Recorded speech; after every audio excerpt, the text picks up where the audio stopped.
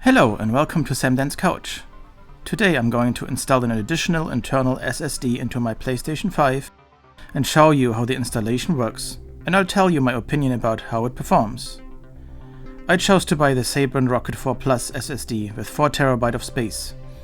It is not cheap, but since I didn't want to upgrade the SSD slot anytime soon again, I chose to go big or go home. A few months ago, Sony finally released a firmware update for the PS5 that gives us PlayStation owners the ability to upgrade our console internal SSD space.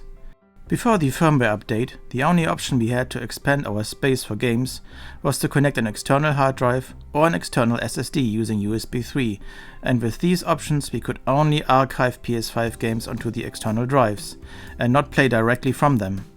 Also, updating PS5 games while being on an external drive is not possible. Having an external drive is still a good choice if you want to archive your PS5 and PS4 games. But if you are like me and have a couple of games you are switching back and forth playing, having internal SSD space is very handy and a big time saver. I got the Sabrent Rocket 4 Plus combo that comes with the SSD and a custom PS5 heatsink that was specifically designed to be used inside the PS5. You can buy and use other PC M.2 SSDs from any brand you prefer as long as it fits the Sony specifications. It is highly recommended to use a heatsink for your SSD, which not all SSDs come with. Also, not all PC heatsinks are going to fit inside the PS5 SSD space. By going with the Sabrent bundle, you are not only getting a guaranteed perfect fit, the heatsink is also specifically designed to be installed at PS5 and make use of the airflow of the PlayStation cooling. To open up your PS5, take off the stand, lay the PlayStation on its side with the Blu-ray drive slot being on top. Grab the side panel on the left side and hold it while you lift the right side panel gently up and towards you with your thumb pressing on the panel. Be careful, because you don't want to break any plastic hooks off. It can be difficult if this is your first time removing a PS5 panel, but it does eventually come off clean. Just don't use any unnecessary force. The Sabrent heatsink does come with a screwdriver, so you can easily unscrew the Sony SSD cover without needing any additional tools. You actually don't even use the Sony supplied cover anymore that is pre-installed inside the PS5. Keep it after you install the SSD and the heatsink, in case you want to sell your console one day but want to keep the SSD.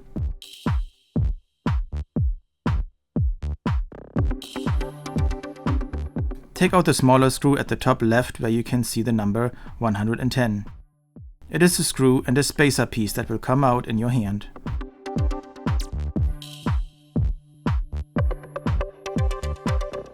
Move the spacer into the hole at the number 80. With a brand new SSD in your hand, it is easy to now just slide it on the right side into the contact slot and then gently press the SSD downwards while putting in the smaller screw, affixing the SSD in its new home.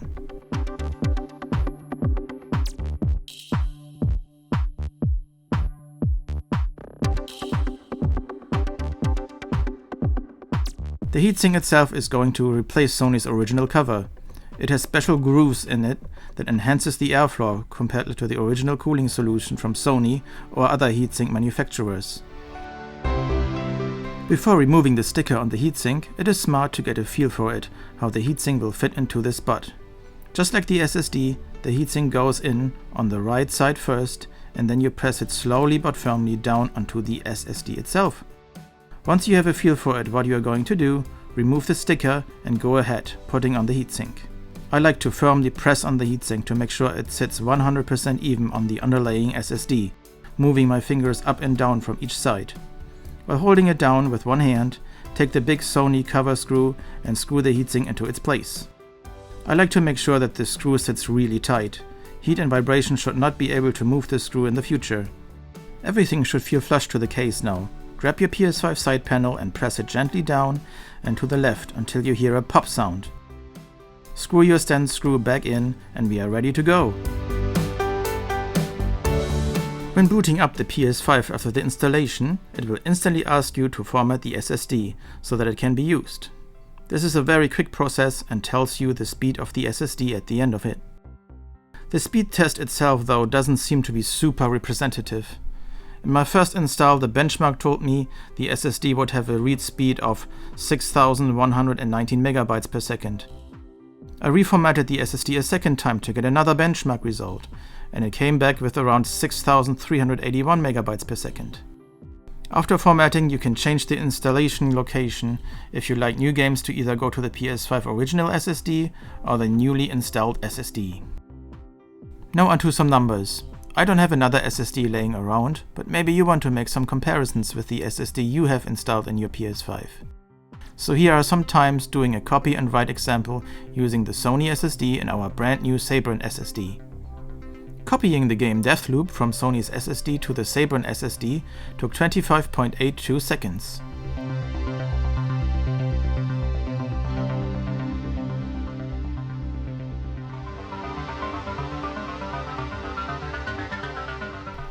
Copying the same game from the Sabrent SSD back to the Sony SSD took 2 minutes and 7.37 seconds.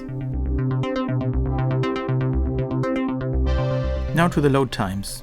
Loading a level from the game Deathloop took on the Sony SSD 10.43 seconds.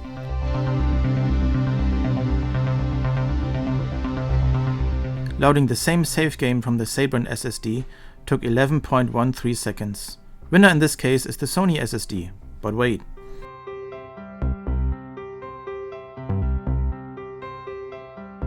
When I load the game Ghost of Tsushima, the Sony SSD took 2.23 seconds to load.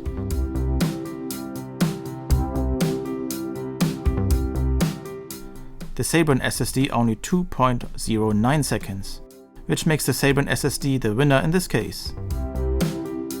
It is safe to say that loading and accessing the SSDs is never 100% the same, and also differ in such an unimportant number by a fraction of a second that it doesn't matter or anything you'd even feel or recognize. The Sabrent SSD is not slower by any means. Now what about heat? My PS5 is super quiet when operating, and after installing the Sabrent SSD, my console has not gotten any more noisy or hotter than it was before, which means that the heatsink works very well inside the PS5. Even after several hours of playing games from the Sabrent SSD, the console stays quiet and doesn't make the fan spin any faster than before. I can definitely recommend getting the Sabrent SSD, and if you don't want the SSD, you are able to just buy the Sabrent PS5 heatsink by itself to install it on your SSD from your preferred brand. It is an investment, of course, but me as someone who plays a lot of different games on and off, it pays off having several games ready to be played straight from the SSD. Also, PS5 games only keep being updated when being stored on an internal SSD. If you want, you can also install PS4 games on it to supercharge loading times.